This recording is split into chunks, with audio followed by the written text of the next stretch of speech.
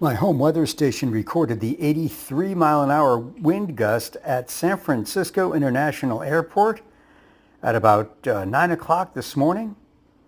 They had their first tornado warning ever this morning, and the airport recorded an 83-mile-an-hour wind gust.